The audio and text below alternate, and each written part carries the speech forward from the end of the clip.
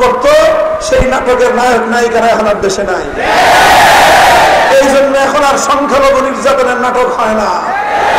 যতদিন পর্যন্ত এই নাটকের নায়ক নায়িকাদেরকে, এই নাটকের কলাকুশলীদেরকে বাংলাদেশ থেকে বাইরে রাখা যাবে, ততদিন আমার বাংলাদেশে হিন্দুরা নিরাপদে থাকবে। যতদিন আওয়ামী লীগকে বাংলাদেশ থেকে ঝেঁটিয়ে বিদায় করে রাখা যাবে, ততদিন বাংলাদেশের সংখ্যালঘু নিরাপদে থাকবে।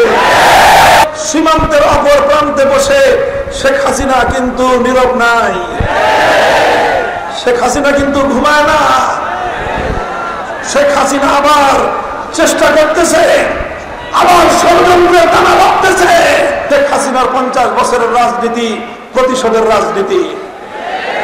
বাংলাদেশের মানুষের কাছ থেকে তিনি প্রতিশোধ গ্রহণ করেছেন। এদেশের মানুষ যেন মাথা তুলে দাঁড়াতে না পারে সেই ব্যবস্থা তিনি করেছেন। দেশটা যেন একটা তলাবিহীন ঝুড়িতে রূপান্তরিত হয় সেই ব্যবস্থা তিনি করেছেন।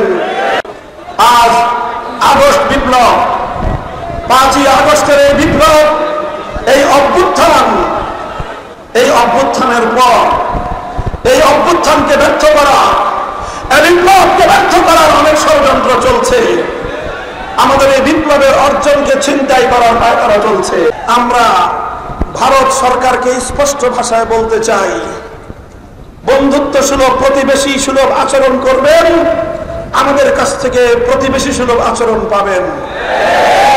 বিগত জাতীয় নির্বাচনগুলোতে নির্লজ্জভাবে বাংলাদেশের মানুষের অধিকারকে যেভাবে আপনারা দুবাইয়ে বলেছেন, শুধু আপনাদের সেবা দাসীকে, হাসিনাকে ক্ষমতায় রাখার জন্য এদেশের 18 কোটি মানুষের ভোটাধিকারকে আপনি নরেন্দ্র মোদী আপনার পায়ের নিচে পিষ্ট করেছেন।